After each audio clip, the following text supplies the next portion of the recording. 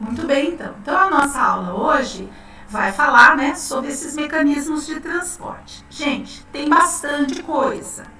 Eu vou fazer assim. Essa aula já está disponível lá no nosso Moodle, no OneDrive, bonitinho. O que eu vou fazer? Se vocês olharem, alguém abriu essa aula? Ainda não. Fala para mim.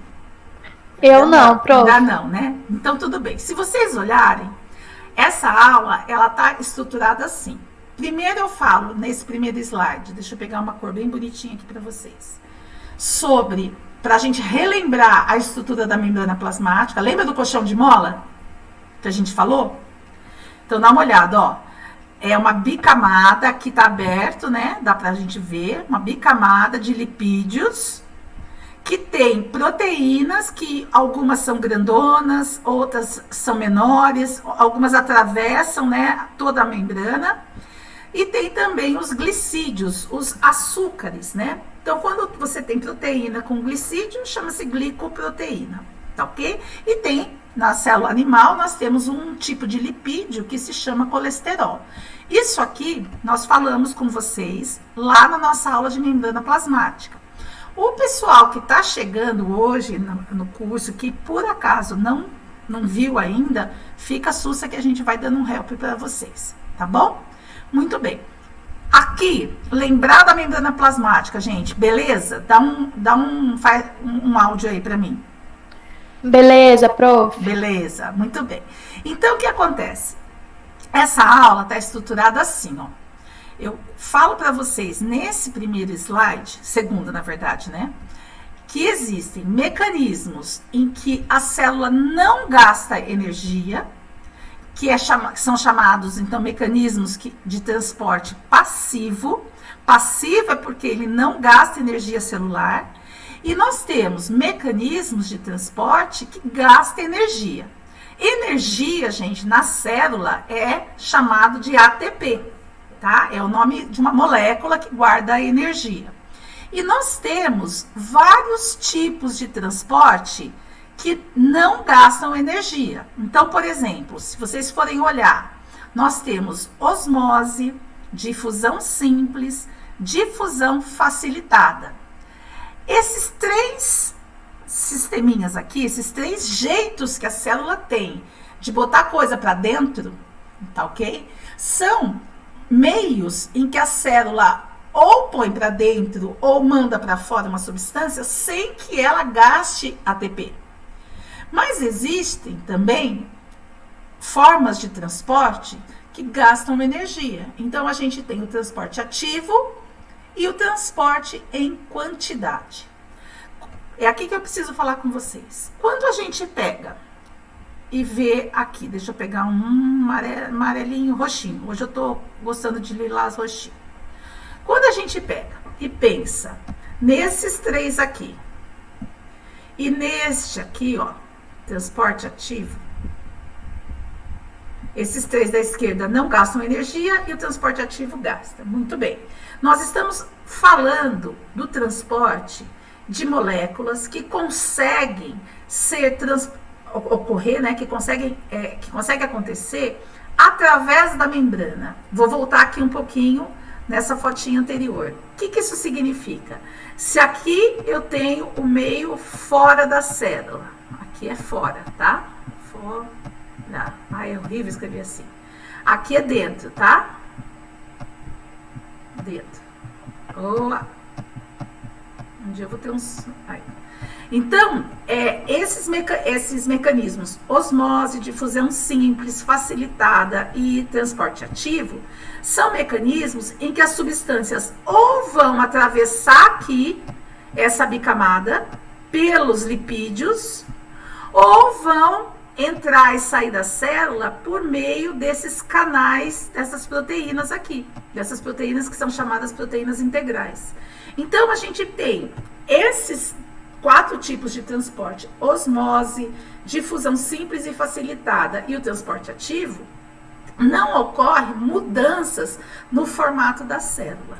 Já este outro tipo de transporte aqui, que é o transporte em quantidade, ele vai se refere à passagem de uma grande quantidade de substância para dentro da célula. E isso vai precisar ter deformações, ou seja, mudanças na membrana plasmática. Tá ok? O que entra aqui no transporte em quantidade? A nossa querida fagocitose. Não vou escrever inteiro porque é muito comprida a palavra. E aqui esse pincelzinho é ruim. Joinha? Aí na sequência da aula, a gente tem o seguinte. Explicação de osmose, que eu não vou falar agora, porque eu vou deixar para depois do intervalo. Explicação de difusão simples e difusão facilitada, tá? Depois a gente vai voltar. Transporte ativo.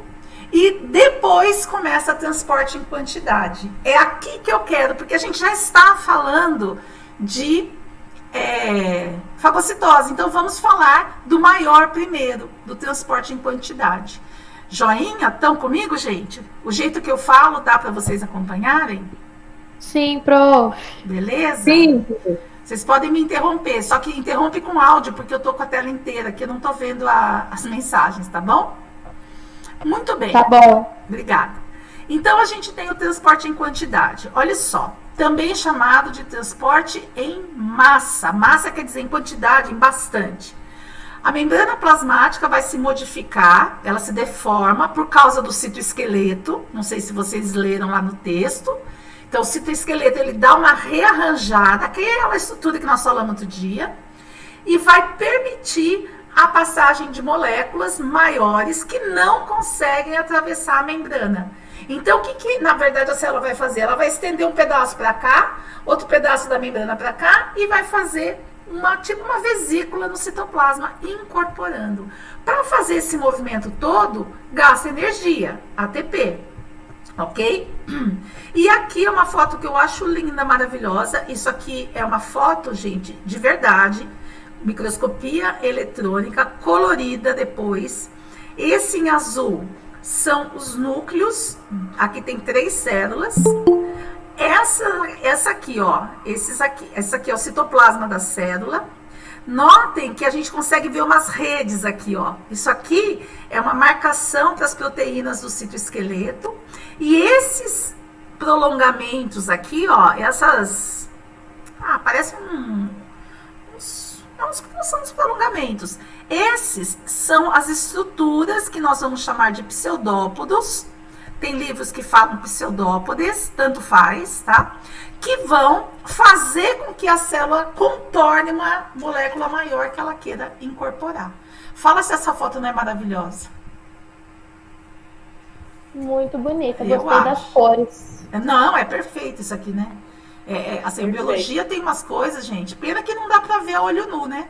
Mas assim, e manja aqui que vocês estão vendo aqui, ó, aquela redinha do citoesqueleto. Aqui também dá pra ver filamentinho, ó, porque é o tipo de corante colocado, como eu mostrei pra vocês na aula passada. Bom, aí a gente tem então um processo, né, geral, né, que envolve a fagocitose, que é chamado de endocitose. Alguém sabe o que significa a palavra endo? O que é essa palavrinha aqui, ó? Só endo. É dentro? Dentro, justamente. Então, endocitose é o mecanismo geral de colocar algo para dentro da célula. Se for uma partícula sólida,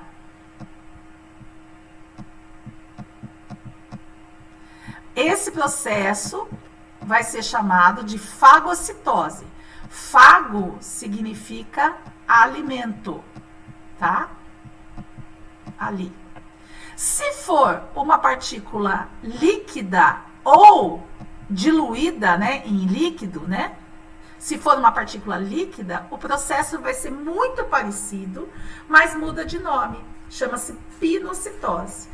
Então, veja bem, se eu tenho aquela foto que eu pus lá de uma célula de defesa, fazendo os pseudópodos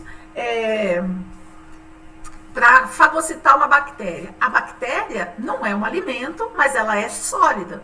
Então, o processo é fagocitose. Se eu tiver o mesmo processo querendo envolver uma substância que esteja diluída no meio extracelular, o nome vai ser pinocitose. Ok? Dá um joinha aí pra mim, faz assim pra ti. Prof, pode repetir o pinocitose? Posso. Fagocitose, vou repetir os dois. Endocitose é tudo. Nós temos 2 tipos de endocitose. Fagocitose, quando se trata da incorporação de uma partícula sólida.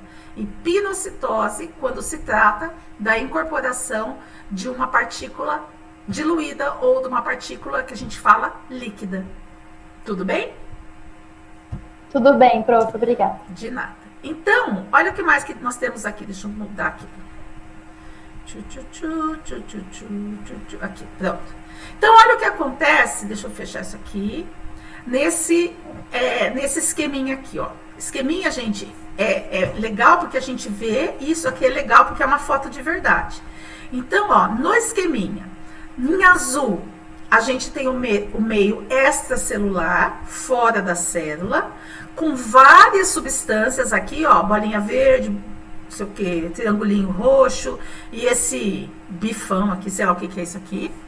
E aqui nós temos, não está representado em detalhes, mas aqui a gente tem a membrana plasmática. Aqui dentro é o citoplasma. Então, é um processo que vai internalizar as partículas grandes. No caso, esse troção inteiro aqui, ó, que pode ser alimento, bactéria, assim por diante. Como a célula faz? Ela vai modificar a sua estrutura no citoplasma, vai formar prolongamentos, que são chamados de pseudópodos. Então, ó, deixa eu fazer um grifinho aqui para a gente ver. Ó, essa parte aqui, ó. Esse aqui é um pseudópodo e aqui é outro, ok? E aí, o que ela vai fazer? Ela vai mudando aqui a conformação até que se feche aqui e forme o quê? Uma vesícula, um vacúolo dentro da célula com o alimento, a molécula, uma bactéria, seja o que for. Esse vacúolo aqui, ele é chamado de vacúolo digestivo, porque ele foi feito, né, para ser, nas etapas posteriores, para digerir essa substância que foi incorporada, ok? Então, ó, a fagocitose, processo no qual a célula engloba, né, partículas sólidas através de modificações na membrana plasmática. Essas modificações são prolongamentos chamados pseudópodos. As partículas são englobadas pela membrana com a formação dessas dobras ou invaginações, formando uma vesícula no citoplasma que já vai ser chamada aqui de fagossomo, tá ok? Como a gente já comentou, a fagocitose é responsável também por funções de defesa e reparação tecidual. Beleza? E aqui, aquela foto parecida, mas com outra cor, né? Mostrando aqui, ó, deixa eu pegar o pincelzinho azul não, o outro. Aqui uma célula de defesa, essa é redonda. Pode ser um macrófago, provavelmente, né? Aqui, esses prolongamentos são os pseudópodos e esses que eles coloridos em amarelinho são bactérias que o macrófago está fagocitando. Beleza? Bom, aí a gente vai para a pinocitose. A pinocitose, ela é a captura, né, de partícula que está no meio líquido e ela é responsável principalmente pela nutrição celular. Então, muitos nutrientes, eles são digeridos, ficam ainda solubilizados, ou seja, dissolvidos no meio extracelular, porém grandes ainda que não conseguem atravessar a membrana. Então, muitas vezes se faz esse processo de pinocitose. Aqui, o que acontece é um processo inverso. Você tem, em vez do citoplasma ir em direção à vesícula, ao alimento, à partícula, aqui no caso, você vai ter a formação de uma vesícula que vai ser chamado de pinossomo.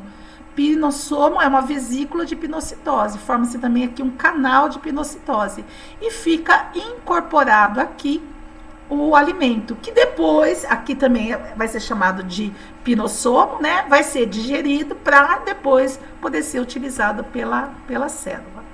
Aqui, na mesma linguagem, a comparação entre pino e fagocitose.